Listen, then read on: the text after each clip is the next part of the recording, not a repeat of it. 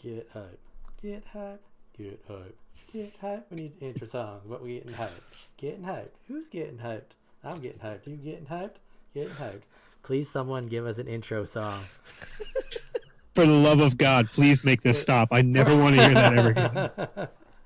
I had a couple of renditions I was working on, and I couldn't. I'm not very musically inclined. But welcome, ladies and gentlemen, to the second episode of Get Hype. I am your host, PoppySock13, and with me, as always, are my co-hosts, Matabur14. Let's give it What up? And to my far extreme, Sensei Hidakiri. Yo, Today's episode, we are going to jump right into something that we were definitely hyping up last week, which is going to be our... Let's switch it over to Overwatch League. Listen, I'm gonna stop you right there before we even go any farther. We were not hype last week. If we're digging into the mailbag early, I know we're going, but I had to bring it up right now. We were not hype. We were mild. We were basic bland salsa. there So was mild tingling. if we're gonna be hype, let's get hype. And I tell you what, the Overwatch League definitely got us hype. Fuck yes. Shit was fucking solid. I can't believe the amount of turnout There we that's go. coming Oh, out for yeah. all this thing. The stadium and shit they got going on. Even the matchups, fantastic. Loving every minute of it. So those of you that didn't catch us last week, we are all guys out of Philly, and the Philadelphia Fusion are owned by the Flyers. So we went to the viewing party for the opening match at Wahoo's Fish Tacos over in University City, and Comcast really pulled out the red carpet. They had Fire Ice Girls, a LAN center set up, drink promotions, cosplayers, giveaways. It was on par with any event that I've been at Xfinity Live or things like that. So they're taking it real serious. And I have to tell you, man, being somebody who doesn't like people all that much, being around a whole bunch of people watching Overwatch was actually a lot of fun. Yeah. Honestly, I was surprised too. You kind of expect when they have a place that's all ages for an event that is primarily on Xbox run over by 10-year-olds that you're going to get into shit shows there with people just drinking constantly at the bar while children are running around yelling, "Nerf mercy, nerf mercy." I was surprised. Yeah. Everybody just stopped when the match started.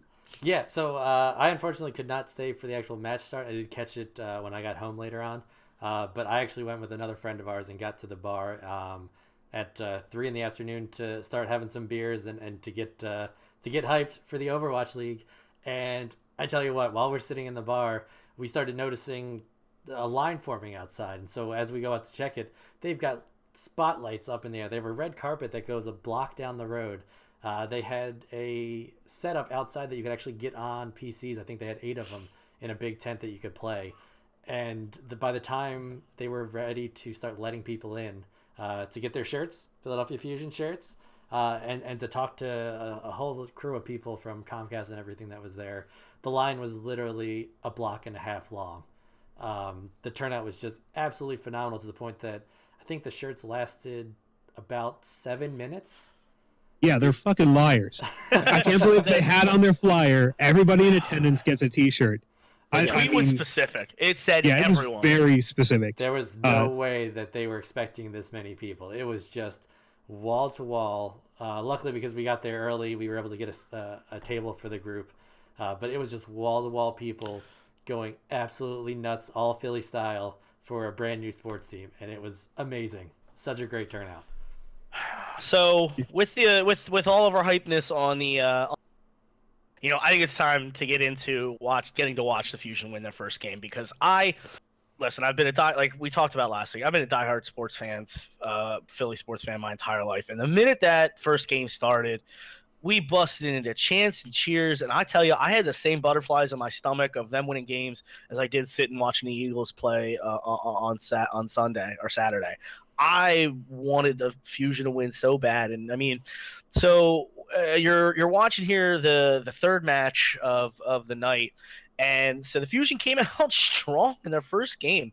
They went up 1-0, and you have to look at it's tough to really know where the teams are at this point. It's still early. The preseason was the preseason, but for And, me, and we I actually look at where, didn't get any preseason games in. The yeah. team Yeah. had the team had some issues with visas and transportation wise, and they just couldn't get any preseason games in. In a true Philly fashion, one of our players was banned. Well, So, So I like to look at the names that I recognize from either streamers or from like Apex tournaments and things like that. So you look at two big players on the Outlaws team is Cool Matt and Jake, and really Jake I think is who the Yeah. Fusion were able to shut down to pull out wins. Jake was the Massive. highest. He was the highest DPSing Farah in the preseason, and I think third highest DPS overall. So the dude's a good shot, and I think the Fusion spent a lot of time practicing how they were going to counter him specifically, and were able to find a weak link in the team and exploit it. And I think that that's a good sign for the Fusion if they are able to, not necessarily, since they didn't have the preseason practice, since they didn't get a lot of time to play together. You look at one of their later games over the weekend against London. They play on Junkertown, and you could just tell that they don't have advanced strategies for how to handle that map. They don't have audibles ready to call on the fly to make adjustments. They were playing it like we would play, ranked or quick play, like kind of just figure it out as you go. And it was very, very apparent. So I'm really, really excited though that the skill level for players like Shadowburn, players like Carpe, Pogo, making some dirty diva ults. Oh my the entire God. game. yeah. Like I the mean, individual what? skill, Yeah. of our team can definitely exploit bad teams, and I think we'll be a middle of the pack, playing for a wild card spot. And I'm really, really excited from what I've seen the first two games. I know set 2 didn't go too well for him, but the first night, man, oh, that was something special to watch. And everybody Yeah. wants to focus on the DPS players, but like let's be honest, our diva won 2 rounds. Yes, Specifically, 100%. plays from those 100%. bombs yes. won 2 full rounds because Just- we weren't getting that point. Just It was just- they neutralizing were what he had stalling. to, and yeah, it was just No. phenomenal support, and tanks on our team were just it allows for Shadowburn and Carpe to actually do what they need to by getting those kills, and actually it was just phenomenal to watch. Like right there, you actually just saw Shadowburn take out Jake, who was ranked one of the best Pharah players out there in this league, and Yeah. Shadowburn was just absolutely Farah to Farah. annihilating in the air. No bounce off wall kind of damage splash. It was constantly just double shot, take him out, and then he owned the skies, and that completely made them dominate this match. Yeah. And On that note, we should talk about the fact that every time Farah to Farah action happened, the entire bar lost its shit. oh my gosh, Like just went nuts. because anytime- it's so I mean- tense. You're Yeah. sitting there like it's because there's a delay between the shots. I mean, you're watching. They're playing a lot of Shadowburn in this guy. In this game, the time between each shot it registers with you, so it builds tension. You see the first one hit, and then it's like, oh my god, one more, just one more, and oh man, yeah, no, 2 or 3 of like that. There was a kill there on Jake that I just saw, and like I mean, look you're at that! right, Look at that! it That went that nuts. triple kill was just phenomenal. Great And, positioning, like, a tank, And for those of everything. you that don't know, like, so we were talking about Poco earlier and the Diva ult. So Diva is this giant mech, and her ult is probably one of the easiest ones in the game to see. She launches her mech as a bomb, and there's a giant caution sign, and it lights up and flashes. So like, it's something that you should be able to get away from. And on the pro scene, when we play quick play or comp, you can use it as a zoning mechanism, and you'll sometimes like to get people off the point, and you'll sometimes pick up kills, and because people are out of position or people are bad. You'd think in the pro league, you wouldn't die to devaults. You'd be able to know when it was coming, get out of the way. I don't know how the kid does it, but damn, he can find some. And they were perfectly They were placed. just perfectly placed. It's I think from the first set of games, what you get to see is DPS is DPS, and it's going to be fun to watch big plays, big Genji ult, this or that. But if you want to see some really technical understanding of the game, in-depth understanding of how to play a specific character, it's the takes you want to watch. It's Poco and it's Fraggy. Fraggy, much better Winston in my opinion than Reinhardt. I think he had some really, really bad ults in their London game, and definitely needed to change some stuff. Yeah, And But I like the fact that you're giving shout outs to the tanks and support players, because you coming from a DPS role, it's rare that after a game that we play together, you ever thank the support guy.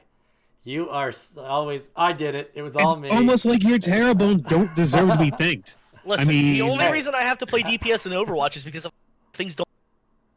It's don't. So don't sit around and pretend like you should be thankful for me having to carry you.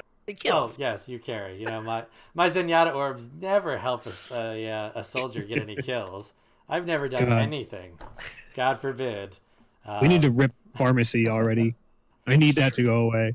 Yeah, Yeah, that's I'm a huge over it. pain. I mean, I Yeah. understand what it's doing, but unless you are someone like Shadowburn who can double tap a pharmacy combo that quick and take a fair out in the sky, it's a lot. You Yeah. gotta focus multiple people on a pharmacy, which is a Pharah Mercy combo, to actually take either the Pharah or Mercy out first. And if you take the Mercy out, you still got a live shooting Pharah. So it's kind of the double-edged sword of you got to make a decision quick because they're both moving around very fast. Yeah, and I don't see it being so common in this league because of the fact that they've had so many good Zenyatta players. Mm-hmm. Like Yes. Zenyatta is like third DPS essentially coming out of it. Like they throw a healing orb, they just down players. They play After so that, aggressive, like- and it's the best way to play him. Like I think it's the best way to play the game in general. It's very Yeah. aggressive and like right pushing. there, there's but, a poke. Look at that Poco kill. Oh yeah, no, Oh, this yeah. that Diva bomb. Oh man, Yeah, yeah, three. Wow, who has ever killed more than one person on the third Yeah. floor Nikon wall with a Diva ult? It's Like, insane. get out of here. now I will say I believe this is a match that they ended up not winning this round. Correct. So it went to We 2-2. get stopped. The fusion ended up getting stopped here right before the point, Yeah, I think and this is about as then far as it Houston goes. just kind of pushes through. And like I said before, I think it's it's easily attributable to the fusion not getting to play in the preseason. Like I said, they don't when they play King of the Hill maps and when they play single or control point maps, you can tell their individual skill. They can follow people. They can lead off that. When they get into these payload maps and these hybrid maps, if they don't have a clear call out plan or they're not playing straight dive, it's tough for them. Yeah. Well, this was actually a map that, and I think we'll be able to see it as we keep talking, when the Outlaws go on attack, and they actually stick with having a McCree, he completely shuts down Carpe's Tracer routes. Every Yes. time Tracer came around the side to try Yeah. to flank and take out their Mercy or their Zen or any of their support, instantly was just flash kill. Like their McCree was just on point with double The tap Linkser? headshots. Yeah, Linkser there. He was absolutely on point with just stopping Carpe, and that led to the Fusion not being able to get to their back line and actually do what the team is kind of known for doing at this point. Is they've been doing that kind of I think they even called it, one of the announcers called it the American style of trying to flank and just deep dive. Just try to get Yeah. those deep dives in, which is another reason why you'll even see on offense here, you're seeing a Genji Tracer combo. Those guys are literally just trying to get to the back, take out Mercy and Zenyatta, and then back away. And then Oh, yeah, it's full ham. Full ham on the back line. Yeah, and that's the American style apparently. But I love that Yes. deep dive. But we just weren't Yeah. adjusting when Carpe was getting taken out. He just couldn't adjust fast enough either to. I don't know if picking another character would have helped. But he would just keep trying to do the same thing, and McCree was just on point. Linkser there, just pop out, just killing it. It's the exact inverse of what I was saying about us shutting down Spitfire. We're able to shut down Carpe, and if you can stop a DPS player that's carrying a team, stuff doesn't die, and games get tilted real fast. Yeah, exactly. As we've seen on Xbox quite a few times. No one ever gets tilted during this game, guys. Let's be real for a second. That's true. It is the most jovial game I've ever played. It's just awesome on comms. Everyone's very friendly, talking to each other. Very friendly. Super supportive. Not a salt mine at all. No. No, gosh, no. Why would it be someone else's ability to help the team out? They're just gonna solo, keep themselves. And Just my rant. kill Does my rant something. continue? Stop my rant dying. continued from last week. I don't get. Just quit dying. Don't go the way you went last time. Stand near somebody else. Don't die. It's so hard for people to understand. Hold that ult for 2 more points. Maybe we'll win. Yeah. No. Oh, that's and kind of switching gears as we watch at least this victory game. It's not this round, but victory game in the background. I know I got a chance to watch through most of the heartbreaking second game against the London Spitfire, who at this time is looking like one of the top tier contenders. And it was they it was came out heartbreaking slow in their for them. first, but Yeah, they're a store-bought team. That's why. It's, Yeah, you it's are literally, it's like Cowboys or Yankees kind of bullshit there. Let's build a team in a country we're not from. Put a label on it and say it's from somewhere else, even so nobody gets mad at us. Like, I mean, what? we only have one American on our team, so I wish. Yeah, that's the Philly way. Yeah. Nobody from Philly is on a Philly sports team. So I did see a meme, and I have to double check to see if it's accurate. But the London Spitfire, I saw someone said, who's from London, said, "Wait, we have a team for London, owned by an American company, and playered by not a single London or I think even a single British person." No. And that was kind of the funny meme of like, we basically, like you said, they have a store bought team, and I mean, it shows. Watching that game, it was. I mean, there was openings to the first round that our Widow was getting picked off by a Reinhardt Firestorm constantly. It wasn't like it was a one and done of just like, oh, that she happened to pop out and get hit. Like their support and their tanks are getting just as many kills on the Spitfire as their DPS is just mowing people down. So it's going to be a challenging team. I know one of the things we talked about last week was the patch, the current changes that are on the PTR about Mercy, and I think watching the first set of games, you can definitely tell that Valkyrie is definitely a broken ult in my opinion. You see it being very heavily leaned on for pushes, and I don't like that. And I think a lot of the extension on the end of the payloads, like where we were just watching on Eichenwald, how Houston was able to hold for so long, is that when that Valk comes out, you're getting 3 reses. Like even with a soldier all up and like focusing Mercy, she's still getting 2 reses off. So like it definitely does need some adjusting. I think it's definitely extending fights too much and definitely not rewarding teams that can kill people but not kill Mercy first. While I agree, it's the primary person you should be focusing on when you're looking to get kills, the whole team shouldn't be denied clearing 4, like getting 4 kills and not being able to get a tick on a point because Mercy can Valk. That's a little broke to me. So I was surprised this replay didn't go. Wait, did it get to? Oh, it's not there yet. Li Jiang was the last point, right? Yes, yeah. Li Jiang is game 5. That's where Valkyrie really shows that it's kind of messed up. Oh man, we should have lost points twice. Because we lost both tanks and a DPS at one point. And just having that Valk in the back pocket, it's... And a Neptuno just like going full aggro with it too. It's 2 or 3 kills. He gets a triple kill there on the tower point. Oh my gosh, it was so dirty. The announcers didn't even know what to do. They were just like, "Wait, what just happened? Like, what is going on right now?" And, but that's honestly probably the most Philly a team could be in this league. Oh right. It's like that's not how this is supposed to be done. Wait, right they use it to win. A phenomenal Carpe kill. Getting killed at least. That was. I'm glad that replay popped back up because he completely dove right into that Junkrat trap, and with Junkrat having the double explosives, jumped away, tossed some grenades, and was like, "All right, you're done." That kind of happened to him a lot in this defensive play. Keep seeing, and I think one's coming up in a little bit here where he got out of it, but their Linkser here was constantly stopping Carpe from getting in, which we were essentially playing a man down the whole time. And that was when you would start to see like Poco or Shadowburn being able to kill the Linkser and give Carpe that ability to move, is when space would open up. So it's one of those, you have to.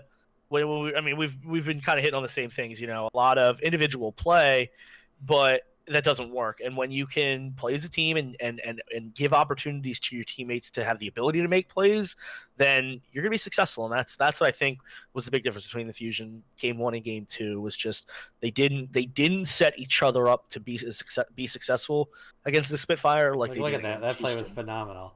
Knew exactly where he was gonna rewind to. Threw a trap down. He rewound right into it. Yeah. So they were just absolutely, and that's even Jake doing it. So it wasn't even Linkster the whole time. But yeah, I think it's a matter of chemistry too. I think the team is we have actually between us and I believe the Spitfire the 2 largest rosters out there. Yeah. So it's just a pool of people, and you see constantly changes and adjustments that they try to make between rounds and different matchups and stuff like that. We're only 2 into it, and we've probably seen I think 8 or 9 different players so far on the full roster. So that's huge. Yeah. You get into a rhythm, and either, I mean, you guys have probably experienced this too when we play together, and we get some players that it's after you have a loss that you're just like, this was pointless. That guy held the ult for 20 minutes without even using it, and like you just get into a funk, and the salt runs deep, and you just the next match is just you're just out of your own focus, you're out of your head. And now these guys being the professional gamers they are need to be able to adjust, but we see it everywhere. We see it in professional sports and such as well, where those professional sports are getting paid millions, and some of them still act like big crybabies after a bad hit or a missed call, and they just, oh, you know what, I'm done. I can't do this anymore. I'm just gonna walk off and cry about it. And, This is a transition into the Dallas Fusion match. Just like right. deep dive right into them pulling Seagull off. yeah, well, yes, I was very surprised on that. Now they did end up winning that second round, so this is going back to the first game of the entire event, where Dallas Fusion has a very well-known streamer, Seagull, on it, who is just absolutely phenomenal at so many different. Specifically, the Hanzo I think is his main. Hanzo and Junkrat are his after big the two. first round, they ended up. I think they lost that first round. And No, they won the first one. They won with him on. Okay, they did win with him on. Okay, Yeah, because they were underdogs. It was them versus what? Seoul? Yeah, and it came down to the very end where they actually almost beat one of the top, what is considered one of the top teams out there. So they're going to be another one. I think those are going to be the top 3 teams to kind of watch out for is the Spitfire, the Seoul, and Dallas. Yeah, I think Dallas is going to be a real problem for anybody. But that's provided XQC stays off his high horse bullshit, where he gets triggered immediately, salts his entire team, then burns down the stadium they're in. Yeah. I mean, if he can rein that shit in, sure. I think they have a shot. If he can't, they'll probably play him every round and lose. I think that'll sell more tickets, though. I think that excitement. That's the thing. Like the fans want to be lit on fire within the stadium, and I think that's gonna escalate the team a little bit more. Now, I was reading earlier that the entire pool of prizes for this is, I think, $3.5 million, with first place getting $1 million. So that's just showing you split how between much money. 10 people. Roughly, yeah. I don't know behind. That's actually a pretty low prize pool compared to a couple other games. Yeah, I think the world and stuff like that is a little bit bigger, but at the same time, yeah, I don't know how many people behind the scenes that includes, but I mean, you're still talking about these guys playing video games for a living, and most of them probably avid streamers and playing in other leagues and having other sponsors and stuff. But are they paid without the league? Yeah. Like they are. No. Okay. Because there's standards, aren't there? I think there's standards now for MLG gamers. Yes. Not for MLG, but for the Overwatch League, every player it does draw a salary. Okay, so they are. It's not like they're going completely unpaid while this is happening, and the only way they make money is if they win the championship. No, it's not the XFL. Okay. Nothing is, nor is itself. So the next game for the Fusion coming up is on Wednesday at 7 Eastern against the San Francisco Shock. San Francisco looked garbage in their first game against. Don't say that leading into this week. You know, if we lose them, this is going to LA. look real bad. But no, San Francisco came out against Shanghai and played well. So I think San Francisco is a good real test for us. A good middle of the pack team that we should be able to beat. But true Philly fashion, will not show up and be garbage, and I'll go drink myself into a stupor. Yeah. Mike, your Yeah. bot is banning everybody from our chat. I didn't even set anything, but wait, what? Who's? Oh, yeah. So the guy who yelled at me about putting too many roles in Discord, your bot sure has a fascist tone to it. I'm sure your bot gained sentience, is deciding to do this on its own. You're not to blame at all. No. Message deleted, message deleted, message deleted like 30 times over. I don't know why it's doing it, but Alt Platts was. If you can see this, I'm surprised. Teach me how to internet. Hey, I'm actually okay with alternative Platts being banned for caps, because he actually, in one of those deleted messages, was making fun that Diggs got banned for using all caps. So Well, then we should make fun of Diggs. What are you talking about right now? I agree. Also, but I can't stand that there's a professional football player right now named Diggs, while I'm also trying to know a person named Diggs. yes. Can't do both. Can't do both. And the Eagles. This is actually, garbage. The Eagles are playing against him this week. I won't. I have no idea who he's on or what he does. Go Eagles. So, Hashtag fuck you Eagles. So out of the top teams though, Dallas. in the league above, I actually have not seen the other 2-0 team in our division there, the New York team, actually play. So I don't know much about if they've just been playing I gotta lower check them teams or tomorrow. anything. So I'm curious, because they right now they're leading our Atlantic Division. And I actually have not even seen them play, mainly because I've been focusing on the Fusion games. They beat Boston the first night. Okay, and so Boston's 1-1 because that's they're above. Oh, we got part of the Boston game. Yeah. It was on the TV. But, Yeah, we were not in any state to recap what happened in that game. Yeah, so if anyone did catch Sensei's stream, it was kind of in and out. I kept trying to jump in and be a part of it while I was on the train ride home to catch the Fusion game. But yeah, it became essentially just everyone yelling at the TV, and you actually got a good feel of what it felt like to be there to experience. You know what we the first forgot game. to get ready for the show, and we need to get the pictures of Abby jumping into every photobombing every cosplayer. Oh yeah. At the end of the night, because that was fantastic. Yeah. One of our friends, the best Lucio NA, just decided that he was going to take apart everybody's good time. Just wandered into other people's pictures, pulled cosplayers out McCree, of get their- over here. Get over here, Yeah. McCree. Get in this picture. McCree, come here. He's in chat right now too, so he's commenting Yeah. back to everything, saying that these are all lies. But come on, And I Abby, own one. He got me a T-shirt. He did? I terrified that woman who was holding a bag that I'm pretty sure was her own gift bag, and she was unrelated to the event whatsoever. And she gave me that T-shirt. Oh, I thought you were saying that he went to the. There was I think a blonde lady that worked for Comcast that was their coordinator. I thought you meant he went to that lady. No, Oh, this is No. a random person. He's like, give me that shirt. basically, no. I think it was somebody who was involved in the event. She ended up being in one of our pictures later on because I think she was terrified. Thanks, Abby. You are scary to women. So we need an Abby emote. we do. We do need an That's Abby what we emote. need. And we also need to go back and get the audio of him yelling nipple shredder over and over. Oh my god, that's my ringtone. Let's get some what faces in.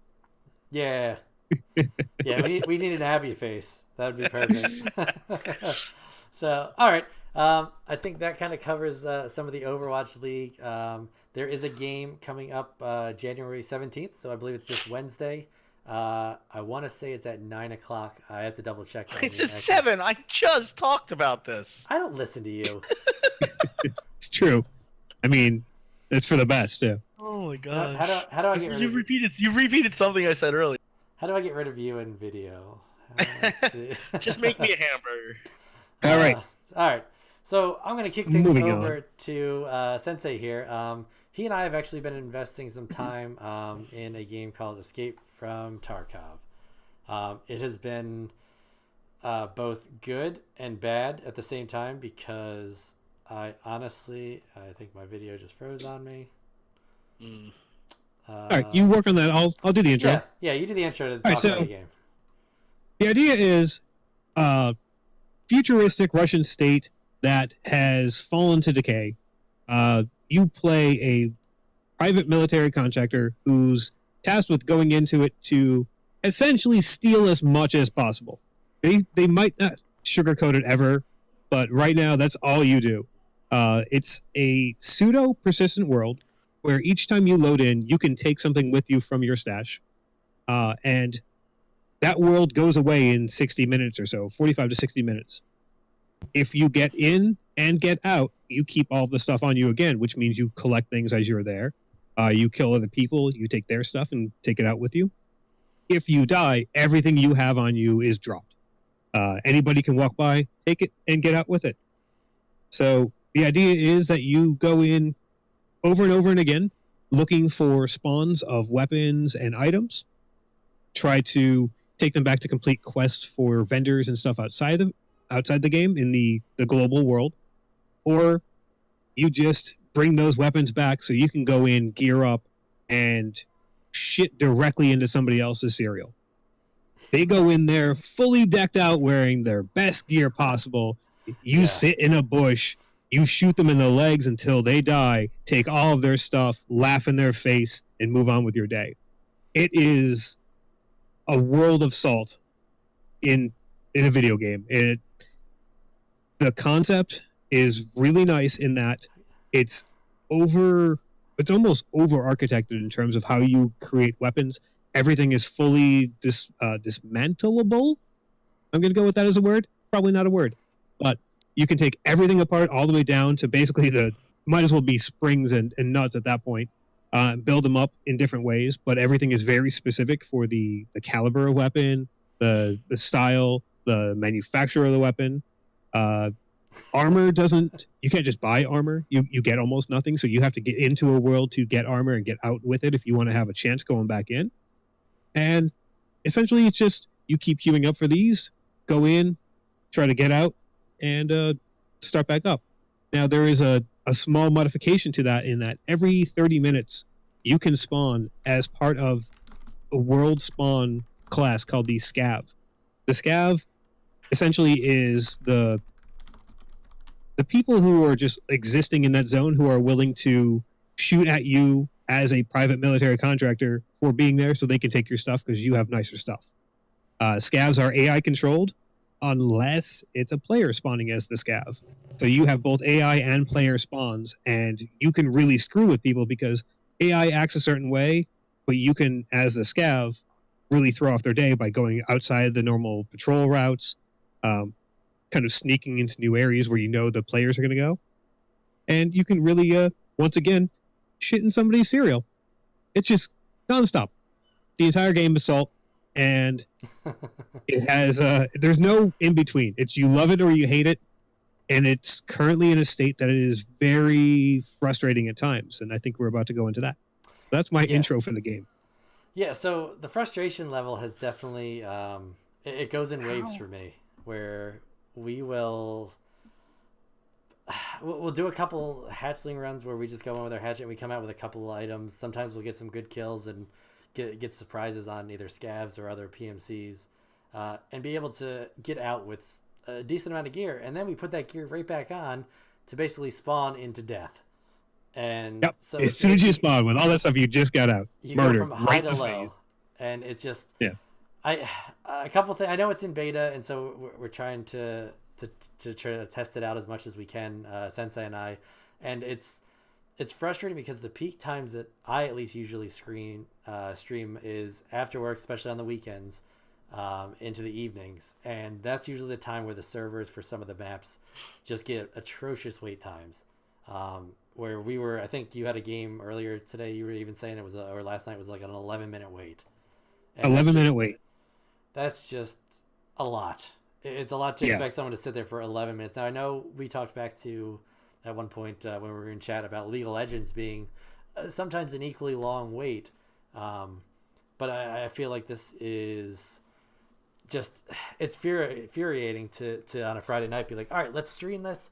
Let's go, let's have fun, and it just become more of us looking and doing the inventory game where we move stuff around and deal with that, and then we try to wait for a match, which when you're waiting, you can't even do things in your inventory or look at the vendors.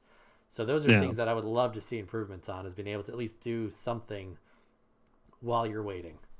And just a quick line of context to the video and it's playing in the background. This is a run I did earlier as a scav, which is why you'll see here and there's other people standing around that aren't shooting me. I will basically run up to them and I'll press F1, which makes me say some words in Russian, I assume. Sacriel always tries to figure out what they say. But yeah, I just run up to them just to record it a little bit and then keep moving along. I don't get really into anything hairy in this particular run because I start it so late in the match. Like I said, they're 45 to 60 minutes. When I spawned in, it was already at like 15 minutes left. So that means most players have already looted everything and left. Yeah, I mean, I've enjoyed the game, and the reason it's almost, and I kind of use the word drug loosely on it, but it's almost a drug of I want to try to get better at it, and I keep going in to try to be like, maybe this next round is when it finally fully clicks for me, and I think I'm starting to get to that point of kind of understanding a little bit better. But the first probably 4 hours of me playing, it felt like the experience we had in the Division when we first went into the Dark Zone. You're super on edge. You don't want to die. You don't want to. It's in this one, when you die, you lose all your gear. So you're constantly like, oh, what do I do? Where do I go? And not knowing the maps is a horrible experience. So Yes. we've been slowly going in. The hatchling runs is actually a good way if you do want to go out and grab the game to start for a while. Is just learn the maps that way. There is an offline mode that you can actually go into, and it gives you the map. It gives you the option to put the PVE, the scavs in there as well.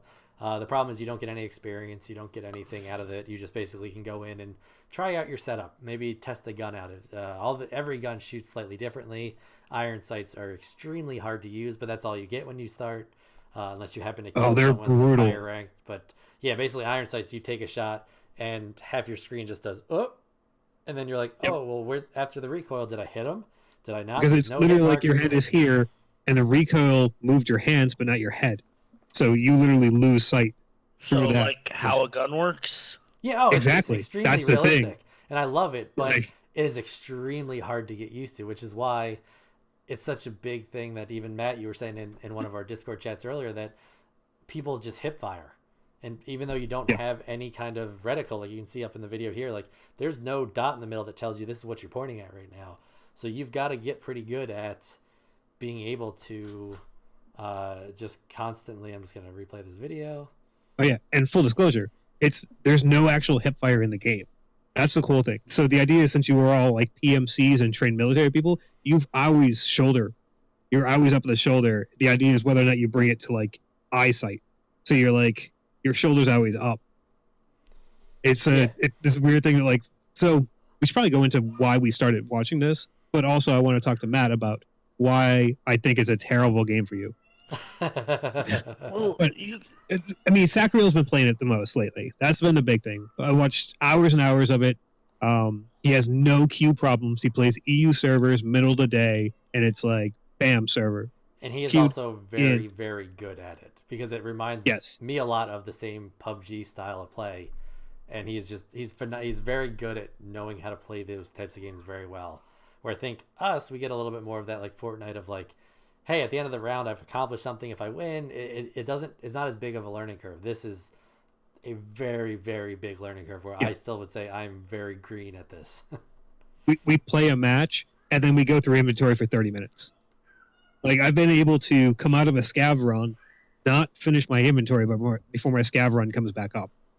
There's a lot to take apart, to check into, and do all this trading. It's overly complicated. But yeah, to that point, like, Sacriel has been fantastic with it. He's also very quick on these guns. He knows a lot of this stuff already. I guess he started like 2 years ago and then like played on and off, and also is fairly well versed in guns itself. As Diggs described this game to me earlier, he said it's a gun porn game. Basically, it's so much about guns themselves, less about the combat and everything. Because if you can modify your weapon to destroy somebody wearing full like fortified armor, that's a goal for somebody. I wouldn't know how to do that right now. I'm gonna Yeah. pick up a gun and just shoot it at somebody.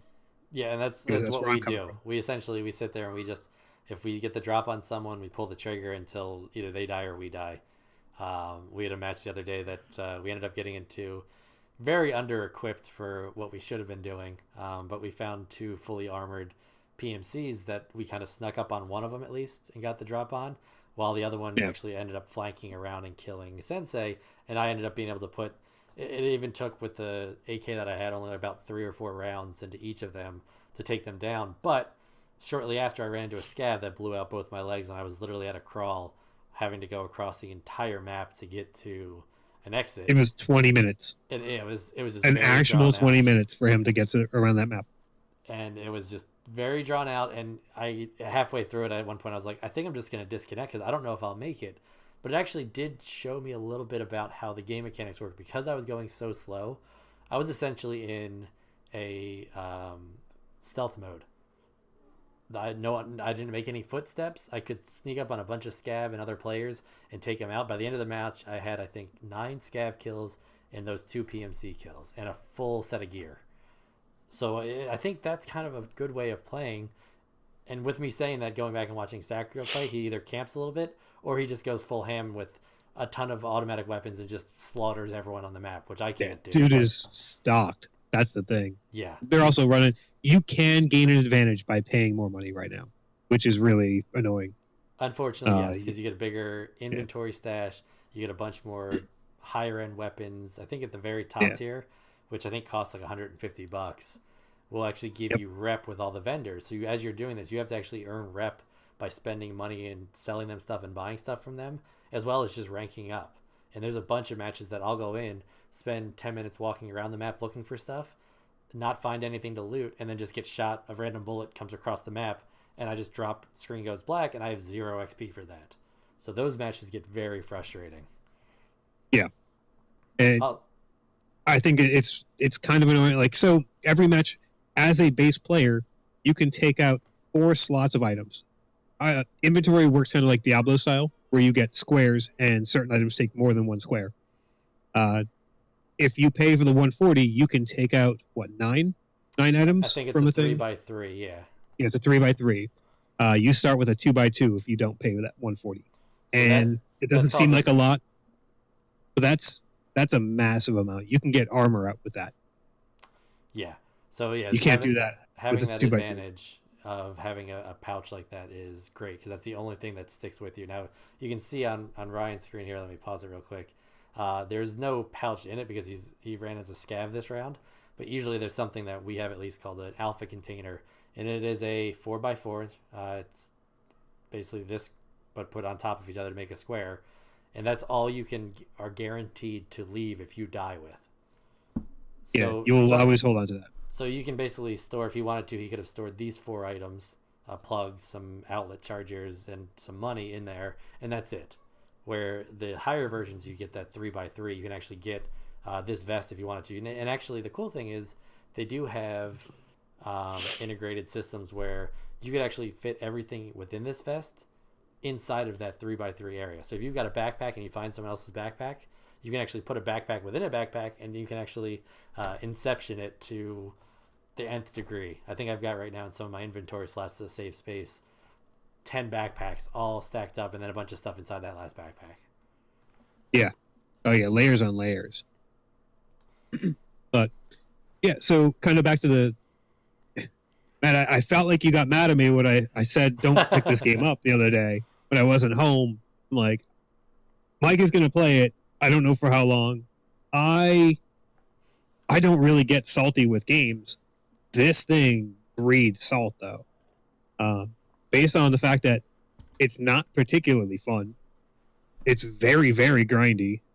The learning curve is massive. There's a $47 entry fee for it, and it's not on Steam. Which means the developer can just go, tits up, and you get nothing for it at the end of it. See, the thing you forget, though, is I'm good at video games. So, like... I mean, I believe you are an adult who makes his own money and can make his own decisions. I just wanted to give you the warning for it. The complaints that you guys have are just not any good. It's not even player skill at the complaint. Like there are some things of just. I will show you the clips of Sacriel getting shot through 2 walls by his scav because the AI is bugged. I don't. It's fake news. I've watched him play for 22 minutes total. I was And gonna those say 22 minutes, those 22 minutes spread out over 8 viewing sessions, has shown me everything I need to know about the game. And Oh, I'm it's sure- clearly you guys are garbage. All right, well then Perfect. you know what? Like to Let's complain get about it. And this weekend we are all gonna sit there. No, And- I'm not going to. I refuse. No, all right. Oh, 'Cause I, you- talk a big talk, and then you're gonna back out. I got you. You gotta get in it. Absolutely. Absolutely It's not. like player unknowns, but nobody wins. Yeah, no one I- wins in this. I'd have to go buy a mouse pad, and I'm not buying a mouse. The chicken dinner in this one has AIDS. That's what this game is. Even if you get out, you fucking lost. Yeah. The only way to win is not to play. No, I turn on Sacril's Twitch and I watch fun. I turned Mike's on the other night and he's just like walking, barely even moving through a house, looking in cupboards. Like, this Oh, is yeah. stupid. So- Go shoot people. Zachariel has like 400 or 600 hours in. So he's unlocked weapon cases so we can actually have the weapons that'll let him do that. So go murder people for their guns. We tried. Oh no, those guns don't like come off people. My guns shoot BBs, where his guns actually Yeah. shoot real explosives and rounds, and they're phenomenal. Like if you want to store anything in your inventory, you pay the 140 for the big one, which Sacriel and many other people, which I'm not shitting on them for this. They have No. the press kit version, which is like the upgraded one. So they get the 3x3 pouch and then 4 times as much inventory as we get for the baseline model. And then Is it gonna They reset play- when it goes live, or is it? Are you holding on to everything? I haven't seen anything to say one Yeah. or the other. I mean the odds of it going live are low, honestly. My biggest thing Because that of would the make server this game issues. phenomenally better right now, more better. You know, my English is good. Would be if they, instead of having set points that most of the loot boxes are, like they're always in the same spot, so you can do these runs, but they're also always covered by people that are fully geared up, like Sacriel, sitting there and just sniping everyone that comes to it. So I would say if they did Right, a so, similar, like, if they did a similar thing to PUBG, You're complaining that you can't run a loop because people know that loop. Like, I don't know. It just feels like a lot of the play it like different game, like play it the way you play other games, and that maybe doesn't that's- work. So it maybe gets that's my frustrating. problem.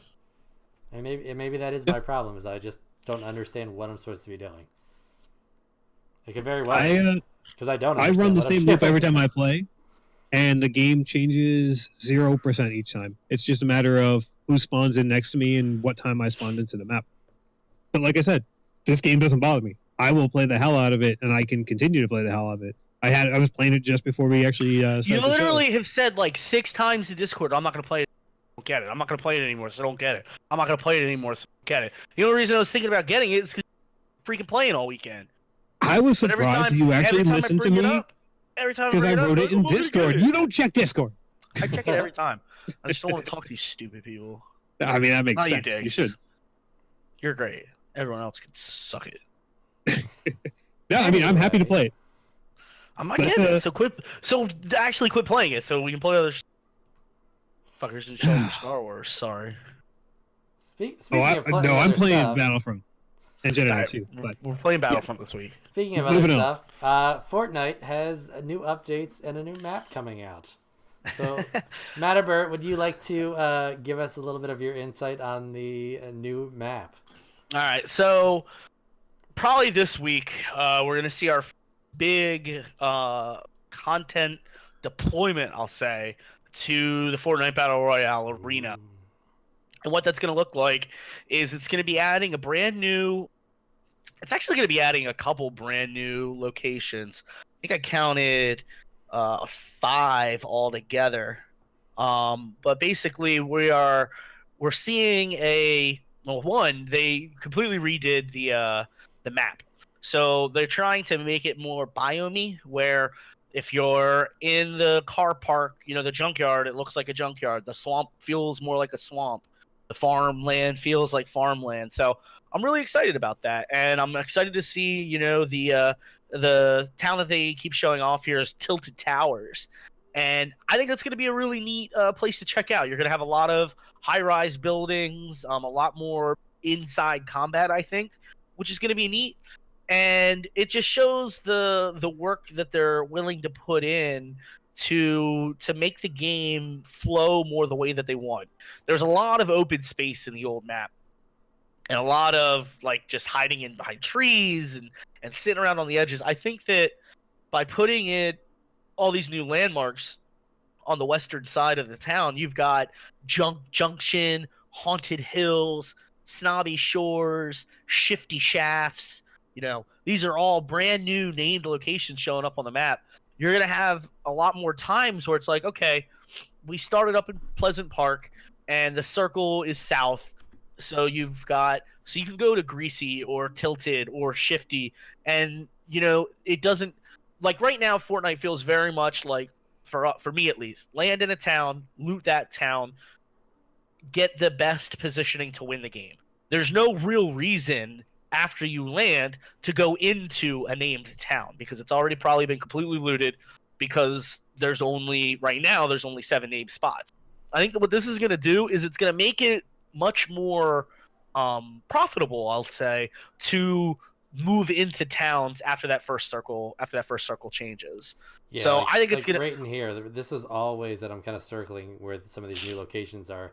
This is always a big dead zone. There was that little double house there north of Greasy, but then you're talking about just open space and some hills that you're just running through. So now adding these objectives, essentially, I think are going to really make it where you're constantly going from town to town area, which makes combat more intensive instead of just, oh, I'm out in a field and, oh, I see someone way out in the distance. I'll set up a little fort or I'll try to sneak up on them. And it's going to be a lot less, I feel, running from one side of the map to the far other. There's going to be a lot more close combat stuff going on. And I think what's going to happen is, I think for right now, a lot of combat hangs out over on the eastern half of the map. The retail, salty, dusty kind of space. There's a lot of fighting going on in there, a whole bunch. Now looking at this map more, I think it's going to completely shift, and you're going to see a lot of combat in that park, shores, grove, towers area. I kind of hate this, honestly. I think what made Park so great was that you'd get 4 or 5 squads just jumping right into it. Mm-hmm. And now you're going to get one squad going to Park, one to Junction, one to Hills, one down to Shores. I think it spaces out combat up in that quadrant, unless more people start going to it because they think it's going to be underrun. That's what I think. That's what I think their aim is. Like right now, it's everybody dives to by themselves. Like, you know, it's a lot of avoiding combat. I think that this aims to make more combat happen in these hotspot towns. Now, you may only get 1-2 squad fights, but it's better. I mean, right now you can land, if you land fields or acres in a squads match, like there's a chance nobody else shows up there, which is nice because it gives you an opportunity to loot an entire area. But I want to fight, and I think that this is going to guarantee that no matter where you land, somebody else is probably going to go there, because it's not going to be worth landing out. It's not going to be worth landing at just some random house in the middle of the woods. Yeah, and what I like do you think prison becomes overpowered now? Prison is garbage anyway. Like, yeah, but now nobody's going to go there, so whoever lands there is going to have the full thing. They're going to be able to do. I don't. Okay, so that's the other big thing about this update is, so the Christmas trees are going away, which means the loot chests under those Christmas trees are going away, and they put a big effort into loot distribution across the entire map. And well, two things: loot distribution across the map, and then they made changes to the actual current feature, like current landmarks. So like there's in Retail Row, there's a couple doors that open like into each other almost. Like there's a door from outside and then another door, and it's real wonky. They changed that layout, so they spent a lot of time making indoor engagements better. So I'm really, really excited for that kind of stuff. Okay. Right, and I think the loot distribution across the whole map is gonna make it so that going to town makes more sense. Yeah, I think it's actually with having these additional. Oh, I think we're losing Matt. Anyway, so I think with the additional changes to the map, going back to it here, I think it's going to actually make it so that instead of everyone jumping to park and having, like you said, multiple things, I think it's going to make endgame a little bit tougher because now you've got these multiple locations. People are going to be spread out more, so they're going to be able to gear up more for the end game. So I think it's, instead of by 5 minutes into it already being down to 50 people, I think you're going to see a lot more spread out and a lot more better geared teams fighting on the way into those final zones. So I think it ramps up even after the first fight. Like, where we used to land and park, it'd be, we get one house, maybe two houses up in the corner. Yeah, we land up this way. And then, like, you go down the side, there's two houses there. There's at least a squad there. Then there's another squad down this corner. They would get minimal amount of loot. Then we'd fight, and then the winning squad would get all that gear. Now there's going to be one up here, one over here, one at park, one down below, and we're going to meet somewhere, all being fully geared. Yeah, like if the bus comes down and just follows like the Alpha to Charlie kind of row down this way, you're gonna just just gonna be spread out so much that, and maybe that will make later on combat to the point of having to constantly be watching your flanks, where now you kind of, it's not all the time, but you do have to look around. It just doesn't always seem like when we gear up and see another group of four, we don't always have to say, okay, we need to build fortifications 3 stories high on each side so no one can come get us, and just focus on that one group.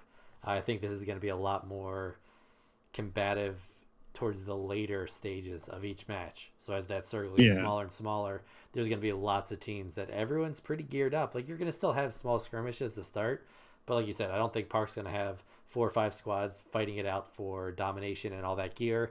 It's going to be 1, maybe 2 that grab a house, run out to grab another couple places, because everything's going to be kind of close proximity towns at this point. Yeah, I think that concentration on the West Coast is going to breed a squad that has max everything. There's going to be 4 people with like legendary rocket launchers, sniper rifles, and scars, and that's what's going to end up running up against the east side of the map. And I don't.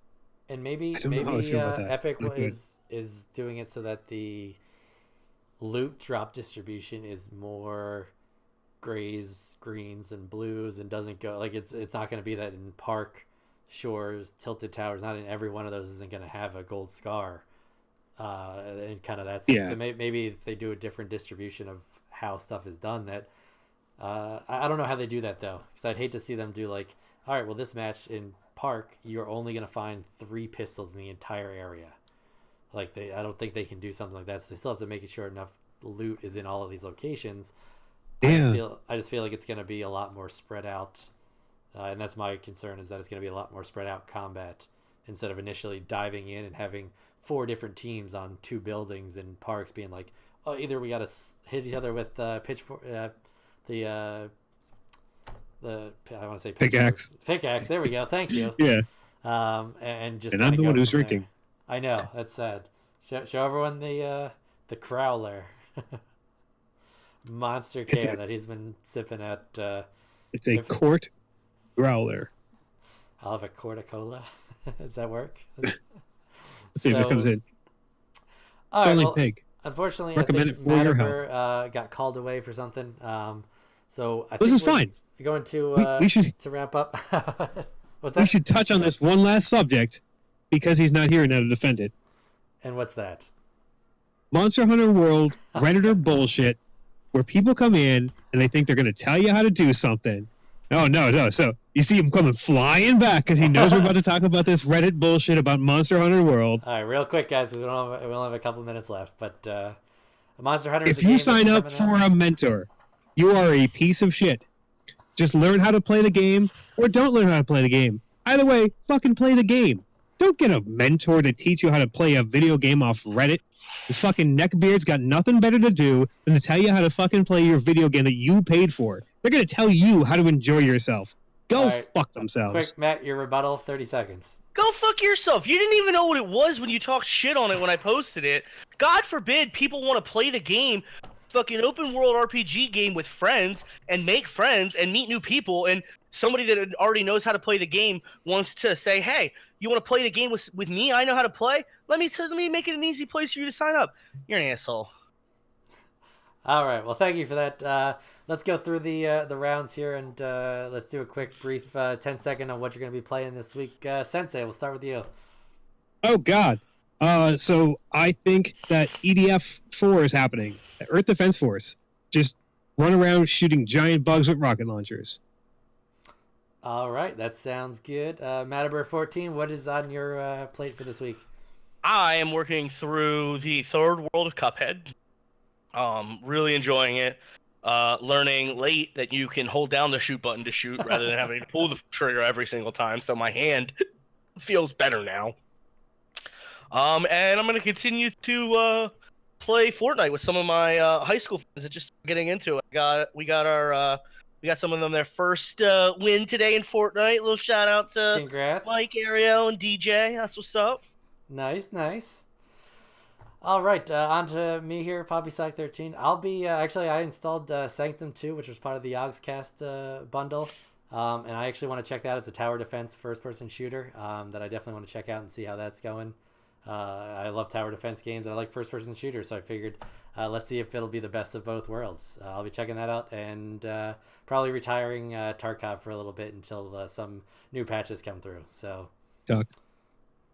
I say that now, but just because I'm saying it, I'm just trying to throw Mataber out the window to not get it so that we can continue playing with each other in more ways than one. I realized what I said as it was coming out of my mouth. Okay, yeah. I'm stopping. From the Get Hype team here, it's PoppySock13, Mataber 14, and Sensei Hitakiri. Thank you very much for watching us. Catch us next week. Later on, guys. Have a good one.